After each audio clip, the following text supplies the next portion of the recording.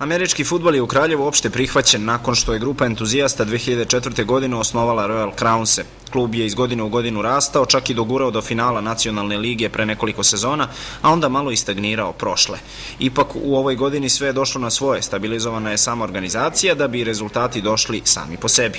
Krune su danas upoznale prvog čoveka grada sa svojim radom i problemima koji svaki klub ima. Došli smo na poziv gradonačelnika da ga upoznamo sa našim dosadašnjim radom, sa našim planovima, da iznesemo i neke naše probleme koje imamo, koliko može da nam pomogne, kao i uspehe, naravno, ove koje smo do sada ostvarili, što naša najmlađa selekcija, što prvi tim, i da ga upoznamo sa pripremama juniorskog tima, sa juniorskom ligom koja počinje u septembru mesecu, a u julu će da se završava seniorska, tako da odmah posle toga prelazimo da radimo sa juniorima.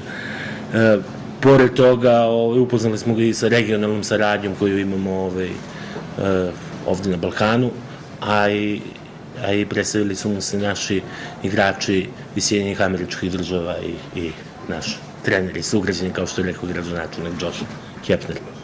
Bilo je reči i o uslovima za treninge koji za Crownse nisu baš sjajni. Kraljevački kolektiv je čak osmislio i projekat kako bi izgledao budući teren za američki fudbal i bejzbol u Kraljevu, čiju bi izgradnju finansirala jedna američka firma, ali je problem lokacija.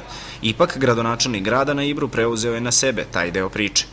Krune su više puta pokazale humanu stranu raznim radionicama u saradnji sa Crvenim krstom, a organizovale i skupljanje pomoći malom Dimitriju Miloševiću koji boluje od cerebralne paralize i u tu svrhu sakupili 1600 evra. I nadam se da je ta suma se približila sumi od 9000 evra koliko je potrebno za operaciju. Mi smo razgovarali u klubu i već i u septembru, na jesen ćemo sigurno ponoviti u juniorskoj ligi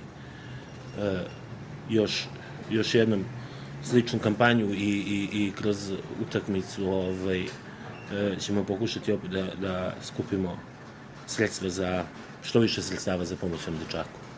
Najveći utisak na prvog čoveka Kraljeva ostavili su američki igrači kojima se posebno zahvalio što su deo svog znanja i iskustva preneli ovdašnjim igračima. Mi kao grad ćemo gledati koliko možemo u skladu sa mogućnostima koje nisu baš velike, ali gledat ćemo da vam pomažemo u hodu koliko možemo da podignete na najviši nivo, da kažem, vaš kvalitet i čujem da imate dobre šanse da uđete u play-off.